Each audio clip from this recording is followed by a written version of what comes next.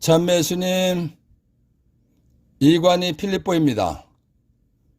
마테오복음서 25장 1절에서 30절 가르침을 합니다. 기도하고 시작합니다. 성부와 성자와 성령의 이름으로 아멘. 성령 하나님, 열천의 비유와 탤런트의 비유의 뜻을 정확히 알고 신앙생활하도록 도와주시기를 예수 이름으로 간절히 청합니다. 아멘. 25장 1절에서 13절. 그때 하늘나라는 저마다 등을 들고 신랑을 맞으러 나간 열처녀에 비길 수 있을 것이다. 그 가운데 다섯은 어리석고 다섯은 슬기로웠다. 어리석은 처녀들은 등은 가지고 있었지만 기름은 가지고 있지 않았다. 그러나 슬기로운 처녀들은 등과 함께 기름도 그릇에 담아 가지고 있었다. 신랑이 늦어지자 처녀들은 모두 졸다가 잠이 들었다. 그런데 한밤중에 외치는 소리가 났다. 신랑이 온다. 신랑을 맞으러 나가라. 그러자 처녀들이 모두 일어나 저마다 등을 챙기는데 어리석은 처녀들이 슬기로운 처녀들에게 우리 등이 꺼져가니 너의 기름을 나누어 다오 하고 청하였다. 그러나 슬기로운 처녀들은 안 된다. 우리도 너희도 모자랄 터이니 차라리 상인들에게 가서 사라 하고 대답하였다. 그들이 기름을 사러 간 사이에 신랑이 왔다. 준비하고 있던 처녀들은 신랑과 함께 혼인잔치에 들어가고 문은 닫혔다. 나중에 나머지 처녀들이 와서 주인님, 주인님, 문을 열어주십시오 하고 청하였지만 그는 내가 진실로 너에게 말한다. 나는 너희를 알지 못한다 하고 대답하였다. 그러니 깨어 있어라. 너희가 그 최후심판 날과 그 시간을 모르기 때문이다. 마태복음 24장 3절. 예수님께서 올리브산에 앉아 계실 때 제자들이 따로 예수님께 다가와 여쭈었다. 저희에게 일러주십시오.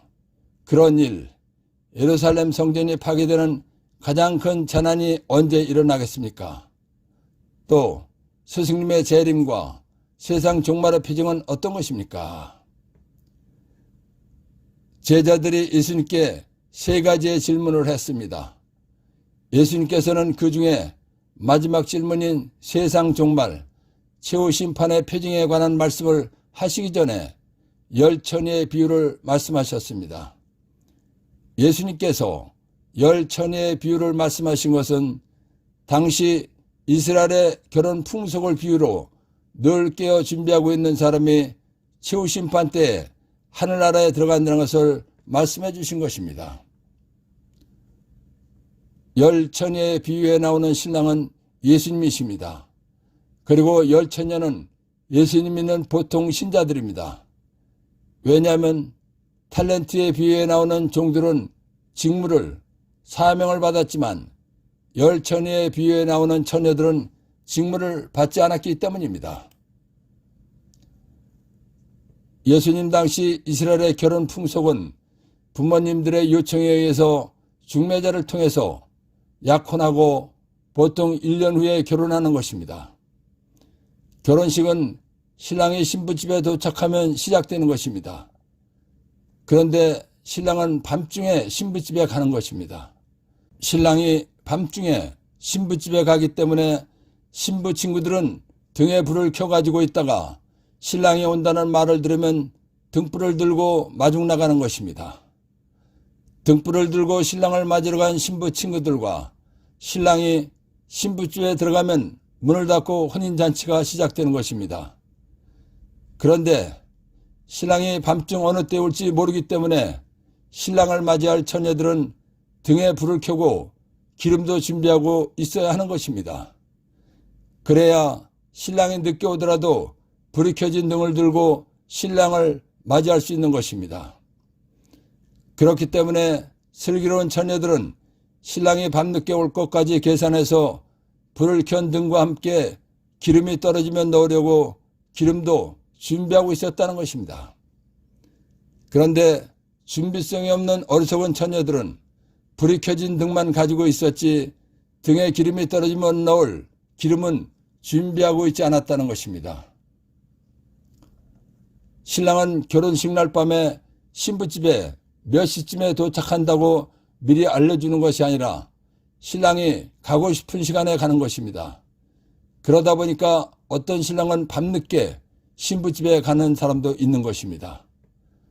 신랑이 신부집에 도착하기 전에 신랑 친구가 신랑보다 조금 먼저 신부집에 가서 신랑이 온다, 신랑을 맞으러 나가라 하고 알려주는 것입니다. 그러면 밤에 늦어 졸고 있던 처녀들이 등불을 들고 신랑을 맞으러 나가는 것입니다. 신랑이 올 때 불이 켜진 등을 들고 마중을 나간 처녀들은 신랑과 함께 신부집에 들어가서 잔치에 참석하는 것입니다. 그러나 신랑이 올 때 등에 불이 켜져 있지 않은 처녀들은 신랑을 맞으러 갈 수 없고 잔치에 참석할 수 없는 것입니다. 그렇기 때문에 신랑을 맞이하고 잔치에 참석하려면 등에 불이 켜져 있다 하더라도 등불이 꺼지기 전에 넣을 기름도 준비하고 있어야 하는 것입니다. 그런데 미련한 처녀들은 기름을 준비하지 않고 불이 켜진 등만 가지고 졸고 있었습니다. 그러나 슬기로운 처녀들은 등불과 함께 기름도 준비하고 있었습니다. 밤늦게 신랑이 온다는 소리가 들렸습니다. 그러자 졸고 있던 처녀들이 정신을 차리고 신랑을 맞으러 가려고 했습니다. 그런데 미련한 처녀들이 가지고 있는 등잔은 기름이 다 닳아서 등불이 꺼져가고 있었습니다. 그래서 미련한 처녀들이 슬기로운 처녀들에게 기름을 나눠 달라고 했습니다. 그러자 슬기로운 처녀들이 기름을 나누어 주다 보면 우리도 기름이 떨어져서 신랑과 함께 잔치에 참석하지 못한다. 그러니까 너희에게 필요한 것은 너희들이 가게에 가서 사라고 했습니다. 미련한 처녀들이 기름을 사러 간 사이에 신랑이 도착했습니다. 불이 켜진 등과 함께 기름을 준비하고 있던 슬기로운 처녀들은 등불을 들고 신랑과 함께 신부집에 들어갔습니다. 신랑이 신부집에 들어가면 신부집 문은 굳게 닫히고 잔치가 시작되는 것입니다. 신랑은 결혼식의 주인공이기 때문에 신랑 허락 없이는 신부집에 굳게 닫힌 문은 열리지 않는 것입니다. 그런데 신부집의 문이 굳게 닫히고 잔치가 시작되었는데 미련한 처녀들이 뒤늦게 기름을 넣어가지고 와서 주인님 문을 열어주십시오 하고 청한 것입니다. 그러나 신랑은 결혼 풍속대로 등불을 들고 신랑을 맞으러 오지 않은 처녀들의 요청에 나는 너희들을 알지 못한다고 대답했습니다. 그래서 미련한 처녀들은 잔치집에 들어가지 못했습니다. 이와 같이 이스라엘의 결혼식 날 신랑이 밤중 어느 때 올지 모르듯이 최후 심판도 언제 닥칠지 모른다는 것입니다. 열 처녀의 비유는 미련한 처녀들처럼 신앙생활을 적당히 하거나 소홀히 하지 말고 슬기로운 처녀들처럼 성경을 정확하게 배워서 예수님의 인정받는 믿음 생활을 하고 있어야 하늘나라에 들어간다는 것을 알려주는 것입니다. 다시 말하면 예수님 말씀을 정확하게 알고 영적으로 깨어있고 준비된 사람들이라야 하늘나라에 들어간다는 것입니다. 그래서 그러니 깨어있어라. 너희가 그 최후 심판 날과 그 시간을 모르기 때문이다 라고 말씀하신 것입니다. 1. 예수님 당시 이스라엘의 결혼 풍속 1. 부모님들의 요청에 의해서 중매자를 통해서 약혼하고 보통 1년 후에 결혼하는 것입니다. 결혼식은 신랑이 신부집에 도착하면 시작되는 것입니다. 그런데 신랑은 밤중에 신부집에 가는 것입니다. 2. 예수님 당시 이스라엘의 결혼 풍속 2. 신랑이 밤중에 신부집에 가기 때문에 신부 친구들은 등에 불을 켜가지고 있다가 신랑이 온다는 말을 들으면 등불을 들고 마중 나가는 것입니다. 등불을 들고 신랑을 맞으러 간 신부 친구들과 신랑이 신부집에 들어가면 문을 닫고 혼인잔치가 시작되는 것입니다. 3. 예수님 당시 이스라엘의 결혼 풍속 3. 신랑이 올 때 등에 불이 켜져 있지 않은 처녀들은 신랑을 맞으러 갈 수 없고 잔치에 참석할 수 없는 것입니다. 4. 등이란 전기가 없던 옛날에 기름을 넣고 불을 켜는 기구입니다. 등이라는 기구는 대부분 작기 때문에 오랜 시간은 불을 켜면 기름이 떨어져서 불이 꺼지는 것입니다. 그렇기 때문에 계속해서 불을 켜려면 기름을 넣어야 하는 것입니다. 5. 깨어 있어라. 너희가 그 치우심판 날과 그 시간을 모르기 때문이다. 신랑이 밤중 어느 때 올지 모르기 때문에 등잔과 함께 기름을 준비하고 있어야 하듯이 치우심판이 언제 닥칠지 모르니까 성경을 올바르게 외워서 하늘나라에 들어갈 준비를 하고 살라는 것입니다. 열 처녀의 비유에서 발견한 보물. 예수님 말씀을 믿음으로 정확하게 배워서 영적으로 깨어있는 예수님 인정받는 믿음 생활하고 치우심판 때 하늘나라에 들어가야 한다는 것입니다. 25장 14절에서 30절. 하늘나라는 어떤 사람이 여행을 떠나면서 종들을 불러 재산을 맡기는 것과 같다. 그는 각자의 능력에 따라 한 사람에게는 5달란트, 다른 사람에게는 2달란트, 또 다른 사람에게는 1달란트를 주고 여행을 떠났다. 5달란트를 받은 이는 곧 가서 그 돈을 활용하여 5달란트를 더 벌었다. 2달란트를 받은 이도 그렇게 하여 2달란트를 더 벌었다. 그러나 1달란트를 받은 이는 물러가서 땅을 파고 주인의 그 돈을 숨겼다. 오랜 뒤에 종들의 주인이 와서 그들과 함께 셈을 하게 되었다. 5달란트를 받은 이가 나아가서 5달란트를 더 바치며 주인님, 저에게 5달란트를 맡기셨는데 보십시오. 5달란트를 더 벌었습니다. 하고 말하였다. 그러자 주인이 그에게 일렀다. 잘하였다. 착하고 성실한 종아. 네가 작은 일에 성실하였으니 이제 내가 너에게 많은 일을 맡기겠다. 와서 네 주인과 함께 기쁨을 나누어라. 2달란트를 받은 이도 나아가서 주인님, 저에게 2달란트를 맡기셨는데 보십시오.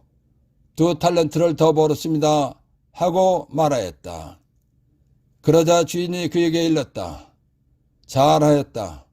착하고 성실한 종아. 네가 작은 일에 성실하였으니 이제 내가 너에게 많은 일을 맡기겠다. 와서 네 주인과 함께 기쁨을 나누라.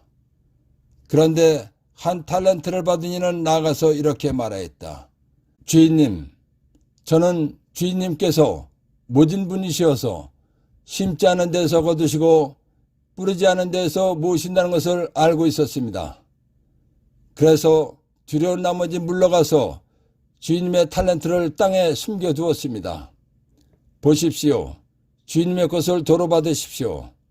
그러자 주인이 그에게 대답하였다. 이 악하고 게으른 종아, 내가 심지 않은 데서 거두고 뿌리지 않은 데서 모으는 줄로 알고 있었다는 말이냐? 그렇다면 내 돈을 대금업자들에게 맡겼어야지. 그리하였으면 돌아왔을 때 내 돈에 이자를 붙여 돌려받았을 것이다. 저자에게서 그 1달란트를 빼앗아 10달란트를 가진 이에게 주어라. 누구든지 가진 자는 더 받아 넉넉해지고 가진 것이 없는 자는 가진 것마저 뺏길 것이다. 그리고 저 쓸모없는 종은 바깥 어둠 속으로 내던져 버리라. 거기에서 그는 울며 일어날 것이다. 마르코복음 16장 15절.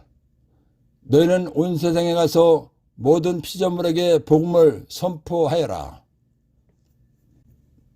탈렌트의 비유 말씀을 보면 하늘나라는 어떤 사람이 여행을 떠나면서 종들을 불러 재산을 맡기는 것과 같다라고 했습니다. 그리고 돌아와서 세무를 한다고 했습니다. 이 비유 말씀은 마르코복음 16장 15절 말씀을 비유로 말씀하신 것입니다. 왜냐하면 예수님께서 제자들에게 복음을 선포하라고 사명을 탈렌트를 주시고 하늘나라로 가셨습니다. 여행을 떠나셨습니다. 그리고 오랜 세월이 흘러서 최후심판 때 오셔서 시험을 하실 것이기 때문입니다. 또한 탈렌트의 비유는 최후심판 때 하늘나라에서 받을 상에 관한 것입니다. 탈렌트의 비유에 나오는 주인은 예수님이십니다. 그리고 탈렌트를 받은 종들은 제자들과 제자들의 후계자인 주교들과 주교의 보조자인 신부들입니다. 왜냐하면 탈렌트의 비유는 주인 예수님으로부터 사명, 복음을 선포하라는 명령을 받은 종들이 하늘나라에 들어가는 것에 관한 것이기 때문입니다. 그리고 제자, 사도들과 제자들의 후계자인 주교들과 주교의 보조자인 신부들이 예수님께서 주신 복음 선포, 전교하라는 사명, 직무대로 충실하게 전교했느냐 안 했느냐에 관한 것입니다. 다시 말하면 주교들과 주교의 보조자인 신부들이 복음 선포, 전교를 열심히 하고 교회가 성장하도록 충실하게 했느냐 안 했느냐에 관한 것입니다. 여행을 떠났던 주인 예수님이 돌아왔을 때 5 탈렌트 직무를 받은 이가 나아가서 5 탈렌트를 더 바치며 주인님 저에게 5 탈렌트를 맡기시는데 보십시오. 5 탈렌트를 더 벌었습니다 하고 말하였습니다. 그러자 주인이 그에게 잘하였다. 착하고 성실한 종아. 내가 작은 일에 성실하였으니 이제 내가 너에게 많은 일을 맡기겠다. 와서 내 주인과 나 예수와 함께 기쁨을 나누라 하고 말씀하셨습니다. 2 탈렌트를 사명을 받은 이도 2 탈렌트를 더 벌었다고 말했습니다. 그러자 주인이 그에게도 잘하였다. 착하고 성실한 종아. 내가 작은 일에 성실하였으니 이제 내가 너에게 많은 일을 맡기겠다. 와서 내 주인과 나 예수와 함께 기쁨을 나누라 하고 말씀하셨습니다. 하늘나라의 주인이신 예수님께서 나와 함께 기쁨을 나누자고 하신 것은 하늘나라에서 행복하게 살자는 것입니다. 1 탈렌트 직무를 받은 사람은 그것을 활용해서 돈을 벌지 않았습니다. 그리고 돈을 벌지 않은 핑계를 대면서 원래 받았던 1 탈렌트를 갖다 드렸습니다. 그러자 주인은 돈을 활용해서 돈을 벌지 않은 종을 쓸모없는 종이라고 하시면서 바깥 어둠 속으로 내던져 버리라고 했습니다. 그러면서 쓸모없는 종은 거기에서 울며 이를 갈 것이다 라고 말했습니다. 탈렌트 사명의 비유는 전교한 제자들 뿐만 아니라 전교 사명을 받지 않고도 직접 전교한 사람, 평신도들과 전교를 하도록 도와준 사람과 후원한 사람도 해당되는 것입니다. 왜냐하면 전교는 혼자 할 수도 있지만 서로 힘을 합쳐서 하기도 하는 것이기 때문입니다. 마태복음 16장 27절 사람의 아들이 아버지의 영광에서여 천사들과 함께 올 터인데 그 최후심판 때에 각자에게 그 행실대로 갚을 것이다. 묵시록 22장 12절 보라 내가 곧 간다. 나 예수의 상도 가져가서 각 사람에게 자기 행실대로 갚아주겠다. 예수님께서는 최후심판 때에 각자가 행한 대로 갚아주신다고 하셨습니다. 그러니까 5 탈렌트를 받고 5 탈렌트를 벌은 그 사람은 그에 합당한 상을 주시는 것입니다. 2 탈렌트를 받고 2 탈렌트를 벌은 사람도 그에 합당한 상을 주시는 것입니다. 이 상은 하늘나라에서 받는 것입니다. 예수님께서는 전교 사명을 받은 사도들과 그 후계자들인 주교와 신부들이 전교를 열심히 해서 하늘나라에서 큰 상을 받기 원하시는 것입니다. 또한 전교 사명을 받지 않고도 전교를 한 평신들도 하늘나라에서 큰 상을 받기 원하시는 것입니다. 요한복음 14장 1절에서 3절. 너의 마음이 산란해지는 일이 없도록 하여라. 하나님을 믿고 또 나를 믿어라. 내 아버지의 집에는 거처할 곳이 많다. 그렇지 않으면 내가 너희를 위하여 자리를 마련하러 간다고 말하였겠느냐? 내가 가서 너희를 위하여 자리를 마련하면 다시 와서 너희를 데려다가 내가 있는 곳에 너희도 같이 있게 하겠다. 예수님 말씀을 보면 하늘나라는 다 똑같은 곳이 아니라는 것을 알 수 있습니다. 즉 믿음의 행실에 따라서 자리가 다르다는 것을 알 수 있는 것입니다. 믿음의 행실에 따라서 예수님께서 계신 곳에 있을 사람도 있다는 것입니다. 그런가 하면 예수님으로부터 멀리 떨어져 있는 사람도 있다는 것입니다. 예수님 계신 곳에 있을 사람과 예수님으로부터 멀리 떨어져 있는 사람의 기준은 믿음의 행실에 따른 상에 따라서 정해지는 것으로 보아집니다. 최후 심판 때 예수님으로부터 나와 함께 하늘나라에서 기쁨을 나누자 라는 복된 말씀을 듣는 사람들은 예수님의 지상 마지막 명령인 전교를 열심히 해서 교회를 성장시킨 제자들과 그 후계자 사제들입니다. 그리고 스스로 전교한 평신도들입니다. 또한 예수님께서 이룩해 놓으신 구원사업이 튼튼해지도록 냉담자를 회개시키고 미지근한 신앙생활하는 사람들을 열심한 신앙인 되게 한 사람들입니다. 그리고 구원사업인 전교를 하도록 협력하고 전교하도록 후원한 사람들입니다. 루카복음 12장 48절. 많이 주신 사람에게는 많이 요구하시고 많이 맡기신 사람에게는 그만큼 더 청구하신다. 예수님께서 어떤 사람에게는 5 달란트를 주시고 어떤 사람에게는 2 달란트를 주시고 어떤 사람에게는 1 달란트를 주셨다고 하셨습니다. 예수님께서 각자에게 달란트, 사명, 직무를 차연하게 주신 것은 각자의 믿음과 능력에 맞게 주신 것입니다. 예수님께서는 각자에게 주신 능력을 활용한 결과를 돌려받기를 원하십니다. 그렇기 때문에 탤런트를 많이 받았느냐 적게 받았느냐가 중요한 것이 아닙니다. 누가 탤런트를 받은 만큼 예수님의 지상 마지막 명령인 전교를 충실하게 하고 교회를 성장시켰느냐가 중요한 것입니다. 예수님께서는 각자에게 주신 만큼 전교를 열심히 하고 교회를 성장시킨 사람을 착하고 성실한 종이라고 칭찬해 주신 것입니다. 그리고 예수님과 함께 하늘나라에서 기쁨을 나눈다는 것입니다.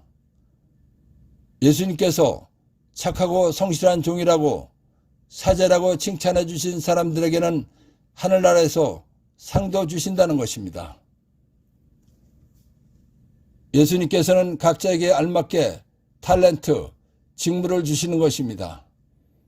예수님께서 각자에게 알맞게 직무를 주시는 것은 그 직무를 사용해서 예수님의 마지막 명령인 전교를 하고 교회를 성장시키라고 주신 것입니다.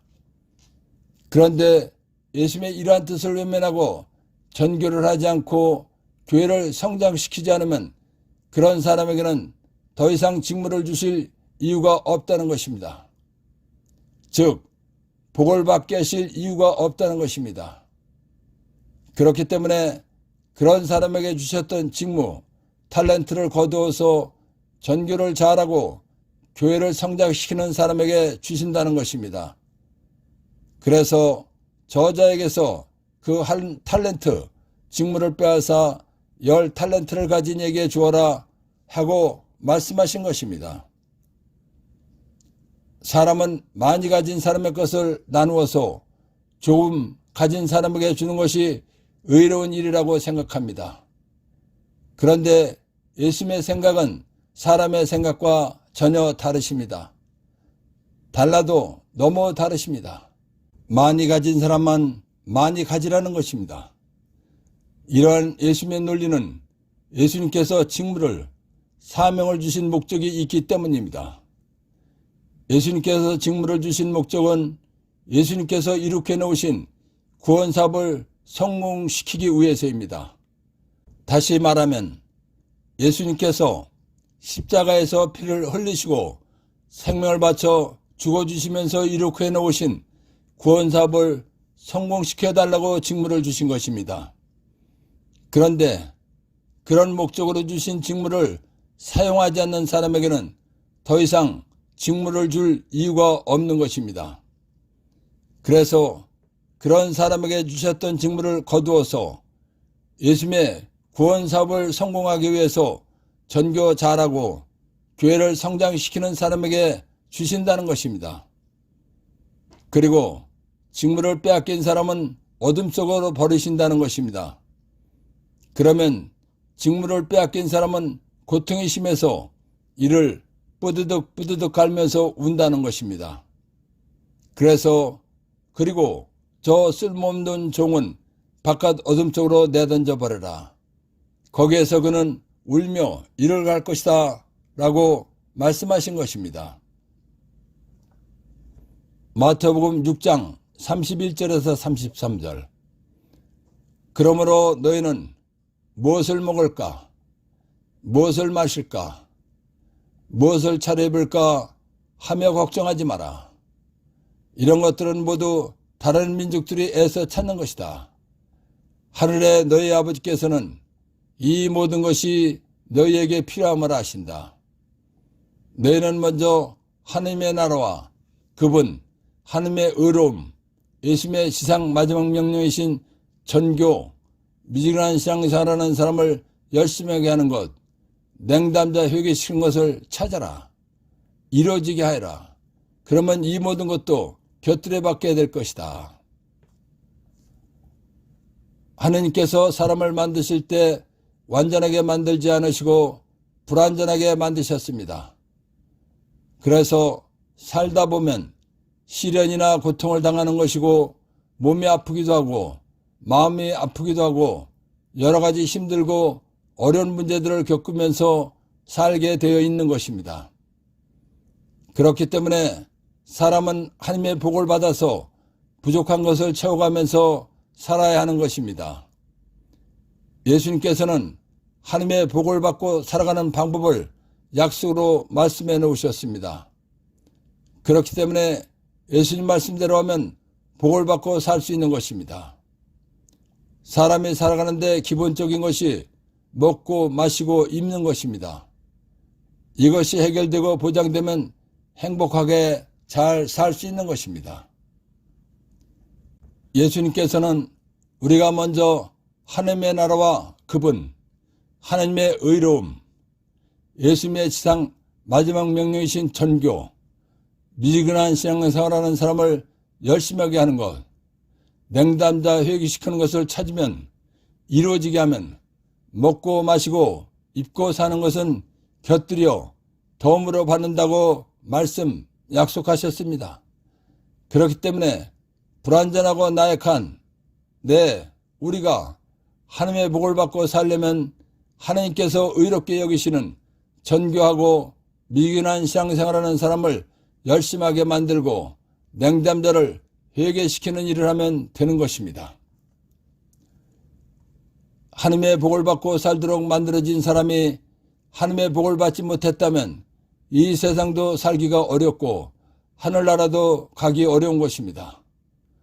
사람은 하나님의 복을 받도록 만들어졌다는 것을 깨닫고 하나님의 복 받고 살기 위해서 전교를 열심히 해서 하늘나라 가는 영적 복과 함께 세상 복도 충만히 받아서 한 생을 잘 살아야 하는 것입니다. 그래서 전교 사명을 받지 않은 평신도들도 전교를 해야 하는 것입니다. 1. 하늘나라는 어떤 사람이 여행을 떠나면서 종들을 불러 재산을 맡기는 것과 같다. 탤런트의 비유는 예수님께서 승천하시어 하늘나라로 가시기 전에 제자들에게 전교 사명을 주신 것과 같다는 것입니다.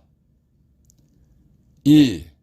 와서 네 주인과 예수와 함께 기쁨을 나누어라. 하늘나라의 주인이신 예수님께서 하늘나라에서 행복하게 살자는 것입니다. 3. 저자에게서 그 한 탤런트를 빼앗아 10탤런트를 가진 이에게 주어라. 하나님께서는 복받을 자격을 받고도 복받을 일을 하지 않는 사자에게는 주셨던 자격을 빼앗아서 복받을 일하는 사자에게 주신다는 것입니다. 4. 누구든지 가진 자는 더 받아 넉넉해지고 가진 것이 없는 자는 가진 것마저 뺏길 것이다.